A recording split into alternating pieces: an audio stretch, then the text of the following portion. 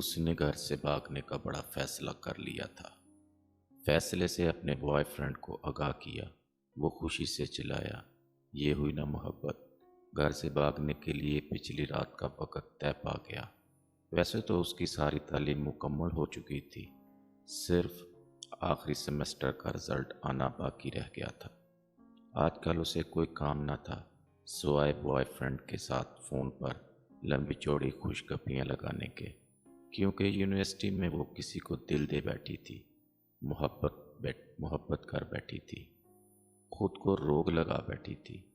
پچھلے کچھ دنوں سے اس کا بوائے فرینڈ اسے گھر سے بھاگ کر شادی کرنے پر قائل کر رہا تھا، محبت کے واسطے لمبی چوڑی دلیلیں گھڑ رہا تھا، اپیلیں کر رہا تھا، اور وہ تھی کہ بالکل پاگل ہو چکی تھی۔ سوچتی ویسے بھی تو ماں باپ نے بھی میری شادی کرنی ہی ہے، تب بھی تو مجھے گھر چھوڑنا ہی ہے۔ ویسے بھی اب میں بالغ ہوں، اعلیٰ تعلیم یافتہ ہوں، اپنے فیصلے خود کر سکتی ہوں، اور وہ لڑکا میری محبت ہے۔ والدین کو بتا بھی دوں تو وہ میری شادی اس سے کبھی نہیں ہونے دیں گے، کیونکہ وہ تو میرے لیے میرے کزن کو پسند کرتے ہیں۔ وہ چوری چھپے اپنے چند ضروری کپڑے اور چھوٹی موٹی چیزیں بیگ میں پیک کر کے مقررہ وقت کا بے چینی سے انتظار کرنے لگی۔ اس دوران بوائے فرینڈ کی کال آ گئی۔ کہنے لگا، تیری ماں نے اگر تیرے لیے کوئی زیور بنایا ہو تو وہ بھی اپنے ہاتھ میں کر لینا، مشکل وقت میں کام آئے گا۔ فون سننے کے بعد وہ اٹھتی ہے۔ اسے پتا تھا کہ ماں نے اس کے لیے سونے کے زیورات بنا رکھے ہیں۔ وہ ماں کے کمرے سے زیورات نکالنے کی ترکیب سوچنے لگی۔ وقت بہت کم تھا۔ وہ جیسے ہی ماں کے کمرے کی طرف بڑھی، ماں کمرے کا دروازہ کھول کر باہر آ گئی۔ ایک لمحے کے لیے وہ ماں کو سامنے دیکھ کر سکتے میں چلی گئی۔ میری شہزادی، اتنی رات کے تم جاگتی پھرتی ہو اور یہ تیار ہو کر کہاں جا رہی ہو؟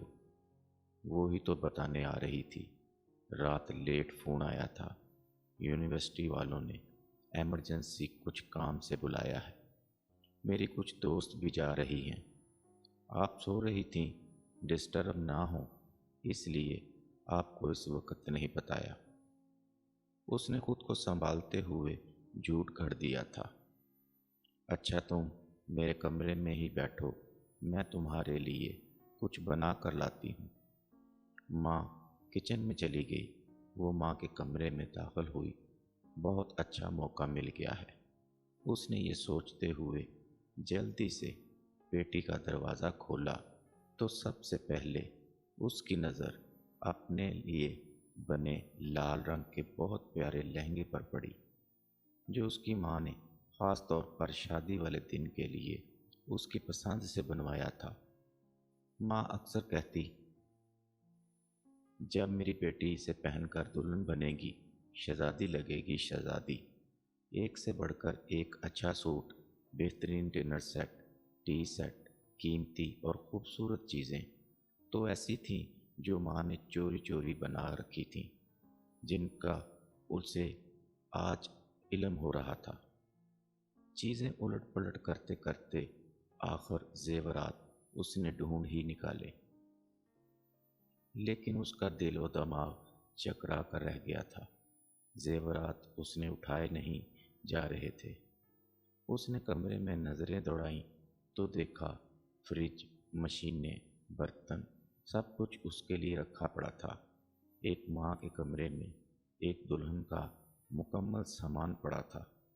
ضمیر نے اسے جھنجھوڑا۔ وہ سوچوں میں گم ہو گئی۔ ماں کی کوکھ سے جنم لینے سے لے کر اب تک ماں باپ نے میرے لیے کیا کچھ نہیں کیا۔ کھانا پینا، پہناوا، پڑھائی لکھائی، چھوٹی بڑی سب خواہشات، اپنا خون پسینہ ایک کر کے سب ادھورا پورا کیا، میرے اگلے گھر کا سامان تک بنا دیا، اور میں بے فیض بے وفا کیا کرنے جا رہی ہوں؟ مار کر اپنے ماں باپ کو خود مرنے جا رہی ہوں۔ محبت کا سمندر گھر میں ہے اور میں محبت کا دریا سر کرنے جا رہی ہوں۔ اف میرے خدا، مجھے کیا ہو گیا ہے؟ اس کی آنکھیں بھیگ گئی تھیں۔ اسے اپنی اعلیٰ تعلیم، اپنی حماقتوں پر خوب رونا آ رہا تھا۔ اس دوران ماں آ گئی۔ یہ لو میری شہزادی، اپنا پسندیدہ پراٹھا کھاؤ، اتنا سفر ہے یونیورسٹی کا۔ میری شہزادی کو بھوک لگ جاتی، ویسے بھی آخری دفعہ یونیورسٹی جا رہی ہو۔ اسکول سے لے کر کالج اور یونیورسٹی تک تیری ماں نے آج تک تجھے بغیر ناشتے کے نہیں بھیجا۔ آج اگر تو بغیر کھانا کھائے چلی جاتی تو تیری ماں کو مرتے دم تک اس بات کا دکھ رہتا۔ ماں کی بات سن کر بے اختیار وہ ماں کے گلے لگ کر پھوٹ پھوٹ کر رونے لگی۔ ماں نے ماتھا چوم کر آنسو صاف کرتے ہوئے پوچھا، میری شہزادی کیوں رو رہی ہے؟ وہ نظریں چراتے ہوئے کہنے لگی، ماں مجھ سے کتنی محبت کرتی ہو نا۔ یہ بھی کوئی بات ہوئی؟ اب ماں سے بڑھ کر بھی بھلا کوئی محبت کر سکتا ہے؟ اس دوران اس کے موبائل کی گھنٹی بار بار بجنے لگی۔ اس نے کال کاٹتے ہوئے میسج لکھا، سوری، میں نہیں آ سکتی اور کبھی نہیں آ سکتی، کیونکہ مجھے میری محبت میرے گھر سے ہی مل گئی ہے۔ پیاری بہنوں، جان کا ٹکڑا بیٹیوں، یہ جو ماں کی محبت ہوتی ہے نا، یہ محبتوں کی ماں ہوتی ہے۔